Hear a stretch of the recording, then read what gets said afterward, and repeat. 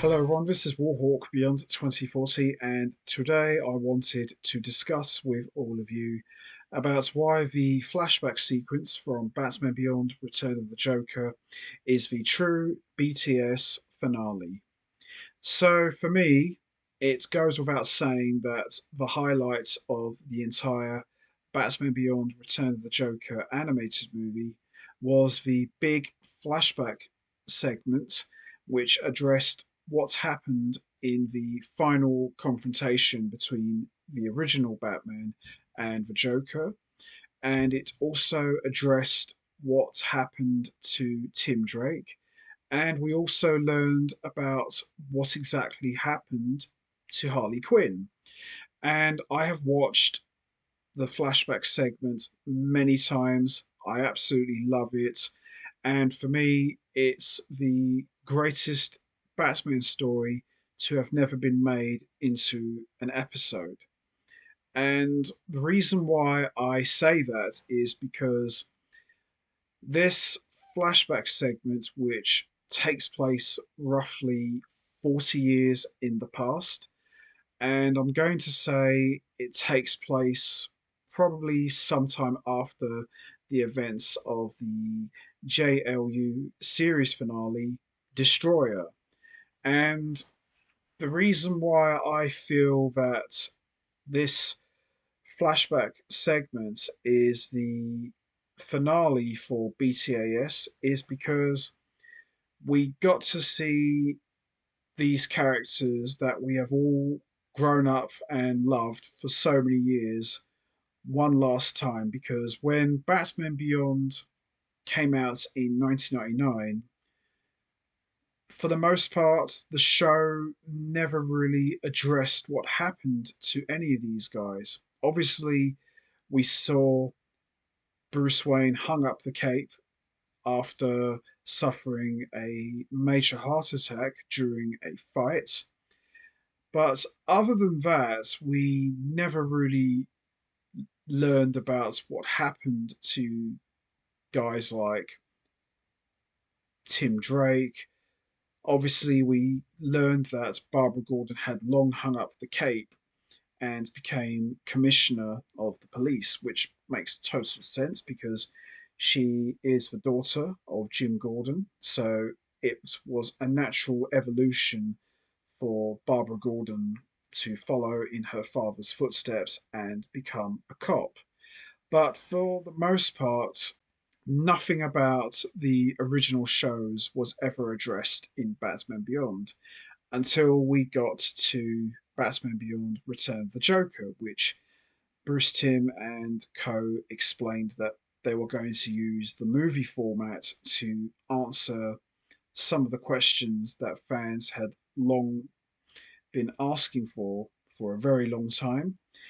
And I feel for the most part, the big flashback segment gave us that. Obviously, there was a lot more they didn't address, and there are a couple of comic books that came out in the Batman Beyond 2010 run, which showed us a little bit more about what happened after the death of the Joker. But the flashback sequence in particular could have easily have been an episode for Batman the Animated Series slash the new Batman Adventures. Because if you think about it, and I've mentioned this on a number of videos that have been posted on YouTube, that this flashback sequence really did feel like the finale, if you think about it. Because, first of all, we saw the Joker and Harley Quinn kidnap Tim Drake. The Joker corrupted Tim Drake and transformed him into a junior version of the Joker. Batman and Batgirl frantically searched everywhere in Gotham for Tim Drake.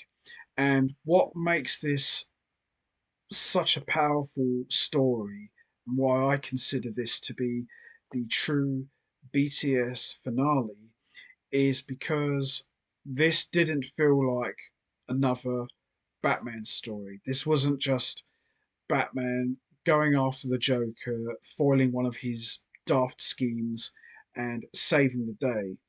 This felt big. This felt very powerful, very emotional, and you knew that this was going to be different because, like I said, if you think about it, Robin's been kidnapped before, depending on which Robin you're talking about, whether it's the Dick Grayson Robin or the Tim Drake Robin. Batman is usually there to save the day and stop the Joker. This was one of those situations where, hmm, maybe this time Batman may not be able to save the day. Maybe this might be the moments that Batman truly fails. Now, the only time we have had Batman fail was in Death in the Family when Jason Todd was murdered by the Joker. Now, the whole thing with Tim Drake, you could kind of look at this as the DCAU's answer to Death in the Family, in the sense that while Tim Drake didn't die, he wasn't blown to pieces or beaten down with a crowbar.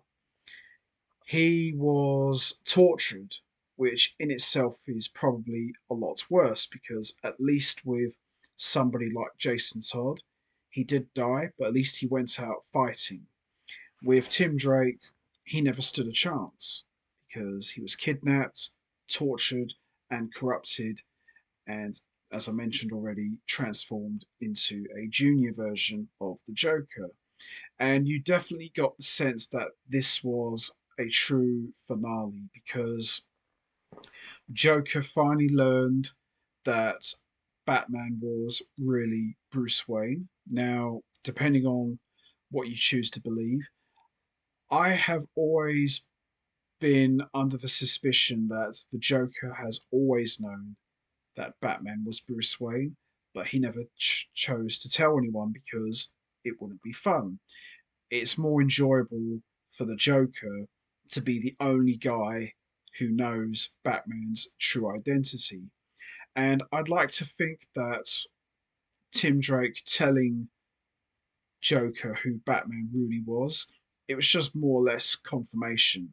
So now that the Joker knows that Batman is really Bruce Wayne, the Joker's attitude was, okay, I kind of knew that already, but now that the boy has told me, it's just confirmed what I already know. And, you know, the Joker in the flashback segment, he wasn't your usual crazy goofball that we all remember from the animated series. The Joker was a lot more darker, a lot more evil, and a lot more twisted. And this wasn't about Joker looking to destroy Gotham or hold the city for ransom. It wasn't really about any of those things. Joker was on a mission and he wanted to hit Batman where it hurts the most, and that was his heart. And he wasn't necessarily about trying to physically destroy Batman. He wanted to emotionally break him. And what better way to do that than by taking away a part of Batman's soul? And that was, of course, Tim Drake. And the idea of Joker turning Robin into a twisted junior version of himself is the ultimate form of humiliation. It's almost like making a mockery of Batman and what he represents. And, Tim Drake looking like the Joker and just constantly laughing maniacally is probably the most creepiest thing you will ever see in Batman animated media. And, that shot of Joker and Harley Quinn pulling back the curtain, and you see this little child laying there on this operating table with all these weird contraptions and all this twisted gadgetry was just absolutely messed up. It was like something out of a horror movie. And Joker coming out with that sick line, well, he needed a little moulding, of course. What kid doesn't? But in time, we came to love him as our own. Say hello, JJ. It's just absolutely messed up. It really is. And the very fact that the final confrontation between Batman and the Joker took place in Arkham, which is awesome, don't get me wrong. I would have preferred it if it took place in the very same building where Joker was born, and that was, of course, Access Chemicals. Just would seem more fitting to have the very same place where the Joker was created. We could have had him die there. I'm happy with what we got, but if I could go back and change a few things, I definitely would have made Access Chemicals as the final place for Batman and the Joker's final battle. Just seemed more fitting.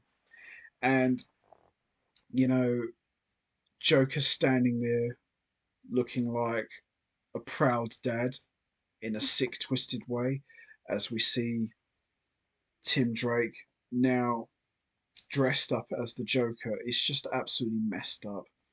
And you knew Batman meant serious business when he threw a knife at the Joker.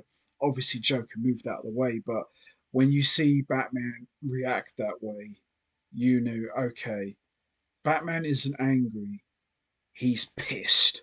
He is truly pissed, and he's coming for the Joker's head. That's why when I watch this flashback segment, it definitely feels like the final thing we'll ever see from BTAS slash TNBA. And another thing that I wanted to mention about the flashback segment was Harley Quinn, because Harley Quinn, although she did play a part in the flashback segment, her part in this was probably not as big as what the Joker did, which of course it wouldn't be, but just the very fact that she helped make Tim Drake into Joker Jr. makes as bad as the Joker. In the script book I've got, I believe there was a line somewhere where Batgirl asked Harley Quinn, why would you do this? How could you help the Joker do this to Robin? And Harley said something on the lines of, this is payback for what you did to Red. So obviously that's addressing what happened to Poison Ivy at the end of Chemistry, where we saw the boat sink and Poison Ivy more or less drowned.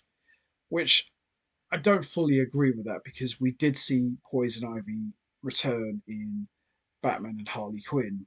If you're connecting that animated movie to the animated series. So it really depends on who you want to believe. But seeing Batgirl and Harley Quinn have a final confrontation, which probably doesn't get talked about as much, but seeing Batgirl attempting to save Harley Quinn and to her apparent death, that really screamed finale, because we didn't see Harley Quinn again after that. Obviously, she did show up as an old lady at the end of Return of the Joker, but as far as the flashback is concerned, that was it. So we were led to believe that, okay, Harley Quinn's dead. And, Joker showing Batman how he made Tim Drake into Joker Jr. was just twisted, and Batman beating the crap out of the Joker, and Joker stabbing him in the leg, which we learned later on why Bruce Wayne has the limp and why he walks around with the cane. in Batman Beyond years later. So that was another thing that really said to me, this feels like a finale. This really feels like we're watching the final ever episode of Batman, the animated series. And of course, Tim Drake eventually murders the Joker. And to me, that really felt like I was watching the end of the episode. So the biggest villain ever meets his end, and we see Tim Drake is at first laughing uncontrollably, and then we get that very deep, sad moment where he's laughing, and then he breaks down in tears and starts bawling his eyes out, almost like saying, "Oh my God, what have I done? I'm sorry. I didn't mean to kill the Joker. I was just trying to save Batman from getting hurt." Incredible stuff. And of course, that shot of Batgirl cradling Tim in her arms and consoling him. So it's okay, Tim. It's okay. And then you see Batman slowly limping towards Batgirl and Tim with his big shadow covering over them. And then eventually the flashback ends. That to me really felt like I was watching the end of the show.